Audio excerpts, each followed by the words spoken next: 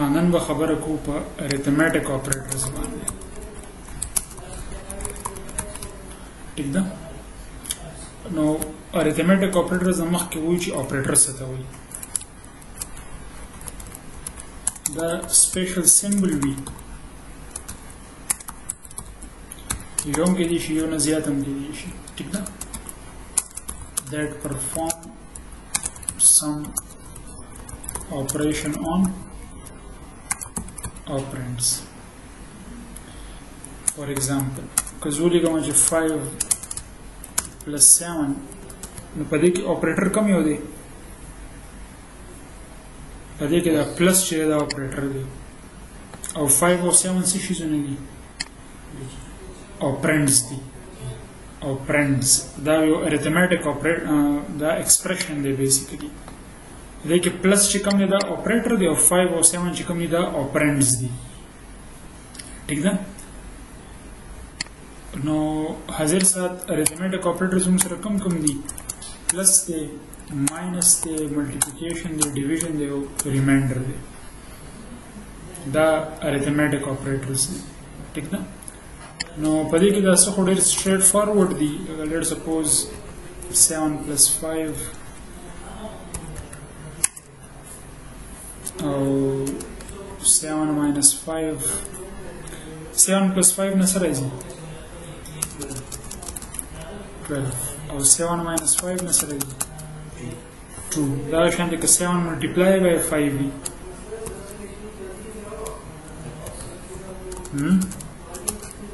35 وي plus minus or multiplication دا خو straight forward دی خو که 7 divided by 5 وي دې نه سره راځي او که 7 modulus 5 وي نو دې نه سره راځي اوس په دې دوانو کې فرق دا دی چې یو موږ له quotient راکوي او یو موږ له remainder راکوي quotient او remainder څه ته وایي let's suppose دا 7 دی او دا زه په 5 divided کوم 5 ones are 5 څه پاتې شو ښکته quotient څه شی شو quotient 1 شو نو دې نه به څه راځي 1 او دې نه به څه راځي 2 دا چې کوم operator دی دا هم دا quotient راکوي دا او دا modulus چې کوم دی نو دا remainder راکوي ورسېدي په خبره اوس زه راځم او دې ځای کې ډایرکټ سی اوټ لیکم 7 plus 5 کوم دا ټول زه دې ځای کې and ال به څه کار کوي نیو لاین ته راځي که نه نو دا کمپایل او دا نو دا څه راغلی 12 راغلی نو صحیح راغلو که نه Control C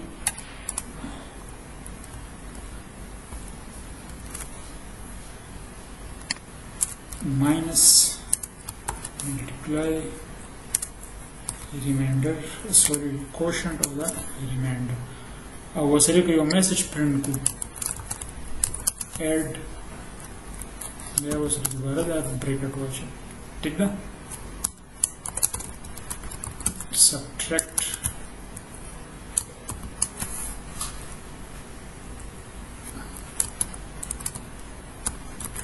multiply دا به شي divide نو دا هم له quotient راغلی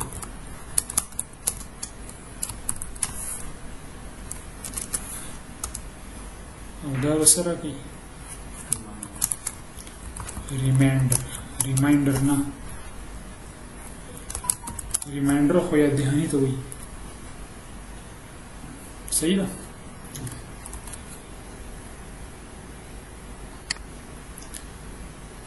اوس ګوري چې دې څه وایي څه شو output چې add کې 12 راځي subtract نو 2 راځي multiplication نو 35 quotient نو 1 remainder نو 2 clear ده خبره دا مسله خو نشته بده نو دا arithmetic operators به اوس موږ یوز کوو څنګه کنه لکه لیټ سپوز زه وایم چې یو پروګرام جوړ کړي او څو کوي کرنسي کنورټر جوړ کړي کرنسي کنورټر به څه کوي ډالرز به کنورټ کوي څه ته ډالرز ټو روپیز نو دې لپاره به زموږ په کار وي ډبل ډالرز ریټ او روپیز دې کې چې کوم دا ډالرز دي او ریټ دا به یوزر پرووایډ کوي دا درې ویریبلز هم ډیکلیئر کړل د دې څه ټایپ دی ډبل مطلب دې کې تاسو پوینټ ډیسیمل نمبر پکې دا کولی شي نو زه ورته وایم بلکې چونکې انپوټ لومړی نه دی ویلی نو زه به دې ته ویلیوز همداسې اساین کړم ډالرز چې دي نو لیټ سپوز ما سره 1000 ډالرز دي او ریټ چې کم دی نو هغه نن سبا لیټ سپوز 157 پوینټ سمثینګ دی اوس به دا زه پرنټ کړم چې ډالرز څومره دي دلته به څه پرنټ کړم 1000 ډالرز دا ویریبل به پرنټ کوو که نه او بیا ریټ دا ریټ شو نو که دومره پروګرام زه ایگزیکیوټ کړم دی به صرف ډالرز او دا ریټ به پرنټ کوي 1000 ډالرز دي او ریټ چې کوم دی نو هغه 157.55 دی اوس دې نه به روپۍ څنګه کیلکولیټ کوو فارموله به سي سهیله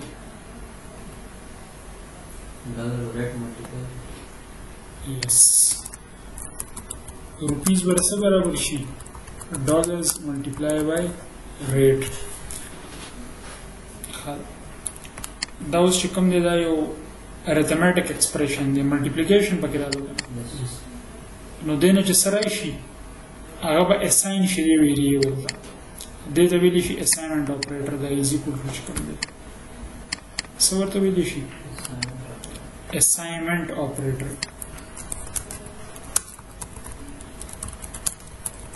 دې assign کوي د left side ته چې کوم ویریبل ته ویلیو assign کوي خو ویلیو د کوم څه نه راځي د دې دوه ملټیپلیکیشن نه ویلیو راځي نو زه به ورته وایم چې سی اوټ روپیز څومره راځي چې هر څومره راځي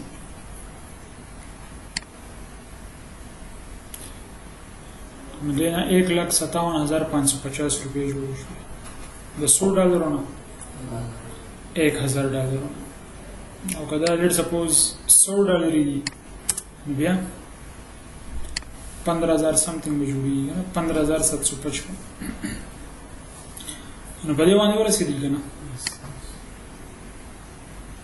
موږ څه وکړل ډالرز هم کنورټ کړل روپیز ته ٹھیک ده اچھا اوس زه داسې کوم یو نوی فایل جوړوم او په هغې کې موږ DMC جوړو څه جوړو پکې DMC پېژنئ ډیټیلډ مارک سرټیفیکیټ 15 سبجیکټس په والو 15 سبجیکټس هغې کې به نمبر سټور کړو هغه به ډسپلی کړو بیا به obtain مارکس لکه 5 سبجیکټس چې کوم دي دې کې به نمبر یې وي دې نه به مو obtain مارکس معلومو او پرسنټیج به معلومو obtain مارکس به څه برابر وي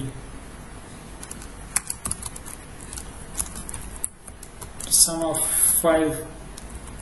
subject marks وي که نه پوه نه شوئ لیټ سپوز د څلورم کلاس ماشومان دي د هغوی تاسو DMC جوړوئ د هغوی 15 سبجیکټس دي نو به ټول جمع کړو هغه چې کومې نمبر یې هغوی اخیستي دي نو 10 مارکس به ترې راشي که نه او پرسنټیج به بیا څه برابر وي percentage will barabar be the obtained marks multiplied by 100 or divided by 500 total marks let's suppose 500 نو دا فارمولا به اپلای کوو نو پهله زه راځم او دا 15 سبجیکټس چې کوم دي دې لپاره به یو نوی فایل جوړ کړو نیو سورس فایل دا به زه سیف کوم save as او دې ته به ووایو dmc.cpp ټیک شو په ټاپ پسې لیکو hash include iostream او بیا using namespace std بیا به لیکو int main اوس 15 subjects لکه let's suppose English ته math ته general science ته اسلامیات ته او بل let's suppose اردو شو ٹھیک نا او دو ویریبلز به نور وایو obtain marks او percentage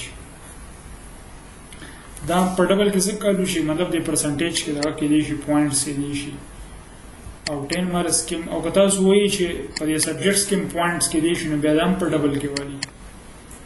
اگر لیټ سپوز 80.5 په انګلیش کې راغستې دي دا هم ډبل کو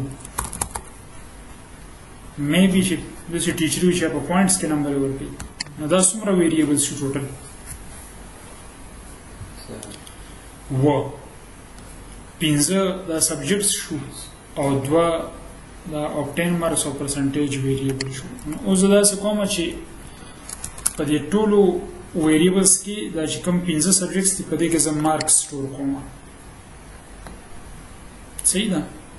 لیټ سپوز انګلیش کې 55 لستې دي میث کې تکړه دی په دې کې 99.5 لستې دي بیا جنرال ساينس کې نالایق دی کې 45 لستې او اسلامیات کې تکړه دی 30 لستې او اردو کې نالایق دی کې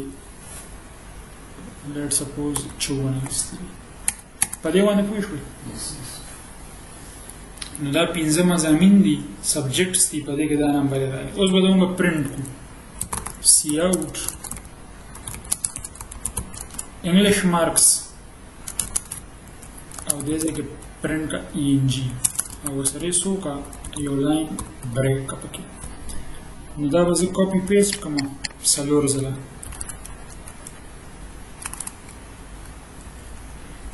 چار پانچ او دا به څه شي math marks دا به شي general science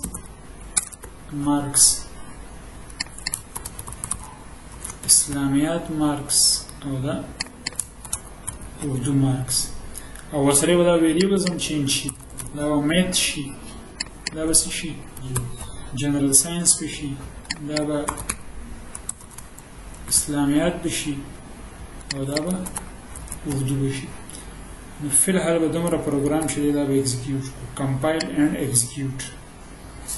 نو انګلیش کې 55 دی میث کې دا 99.5 دی ټول نمبرز پرنٹ کړ اچھا obtain marks پر څه برابر وي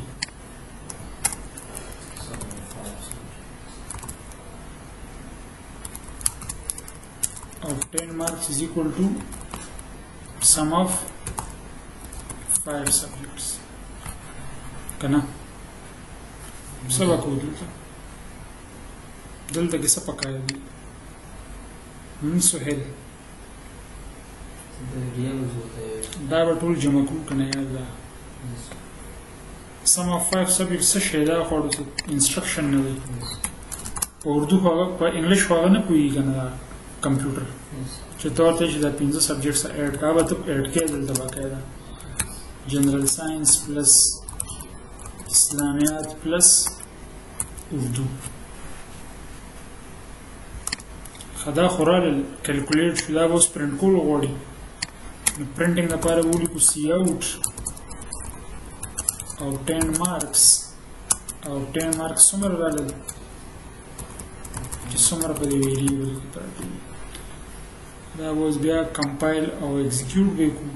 نو 333.5 نمبر راغلی دا 15 مضامین چې جمع کړي پوه شوئ اوس به پرسنټیج د څه برابر وي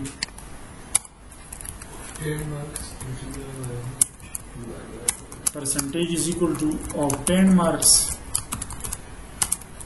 multiply by 100 or divided by 500. Cout